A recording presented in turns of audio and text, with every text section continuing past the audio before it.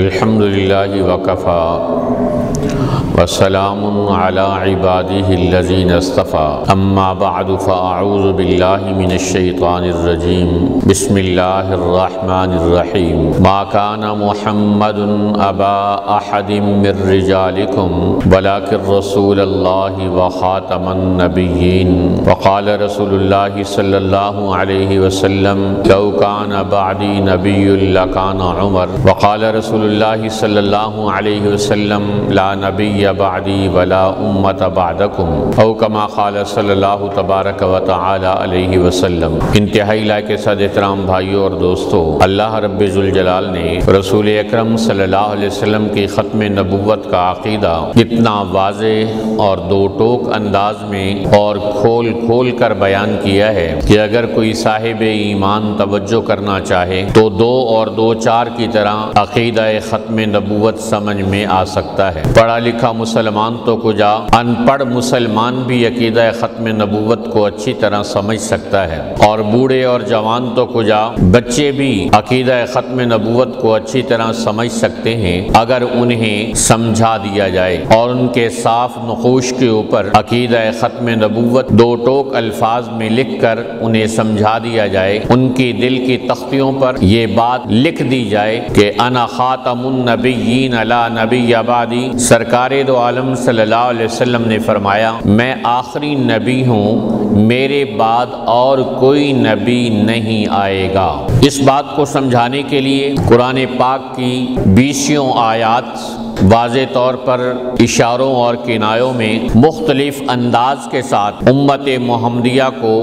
عقیدہ ختم نبوت سمجھاتی ہیں، اور سینکڑوں احادیث سرکار دو عالم صلی اللہ علیہ وسلم کے سینکڑوں فرامین مسلمانوں کو اس عقیدے کی اہمیت سمجھاتے ہیں کہ یہ عقیدہ کتنا اہم ہے۔ اس کی اہمیت کا اندازہ آپ اس بات سے لگائیں کہ اللہ رب ذوالجلال نے قرآن پاک میں اس کا 2 ٹوک الفاظ میں ذکر کیا ہے۔ چنانچہ ارشاد خداوندی ہے ما کان محمد ابا احد من رجالکم کہ محمد صلی اللہ علیہ وسلم تم مردوں میں سے کسی کے باپ نہیں، ولیکن رسول اللہ لیکن اللہ کے رسول ہیں۔ کہ انبیاء پہلے بھی بہت آئے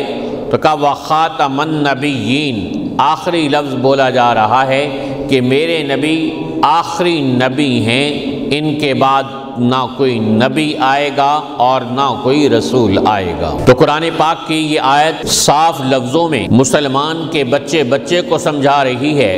کہ حضور صلی اللہ علیہ وسلم کے بعد کوئی نبی نہیں آئے گا۔ پھر قرآن پاک کی ایک اور آیت ہم دیکھتے ہیں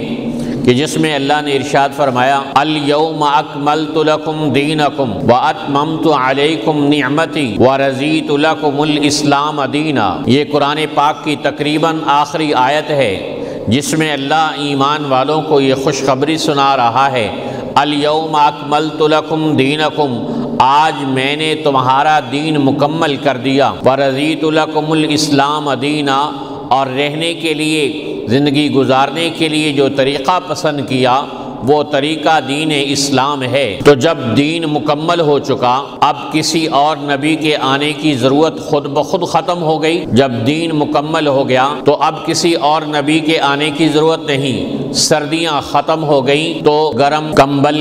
چادریں، کوٹیاں، واسکٹیں پہننے کی ضرورت نہیں رہتی کہ گرمیاں آ گئی ہیں، سردیاں ختم ہو گئی ہیں۔ گرمی میں شدید سردی کے کپڑے پہن کے پھر رہا ہو تو آدمی اس کو کہتا ہے یہ پاگل ہے۔ سردیاں ختم ہو چکی، یہ ابھی بھی چادریں اور موٹے موٹے کوٹ پہنے پھر رہا ہے، جرابیں اور موزے پہنے پھر رہا ہے۔ ایسے میرے محترم بھائیوں، جب اللہ نے حضرت آدم علیہ السلام سے جو دین کا سلسلہ شروع کیا، جو احکام خداوندی اتارنے شروع کیے، جو انسانوں کی کامیابی کے لیے ہدایات جاری کرنی شروع کی، سرکار دو عالم صلی اللہ علیہ وسلم کی ذات بابرکات پر آ کر وہ مکمل ہو گئیں تو اب کسی اور چیز کی ضرورت باقی نہیں رہی۔ اس لیے یہ آیت بھی عقیدہ ختم نبوت کو 2 ٹوک الفاظ میں بیان کرتی ہے۔ جب مسلمان کا دین مکمل ہے، جب مسلمان کا قرآن مکمل ہے،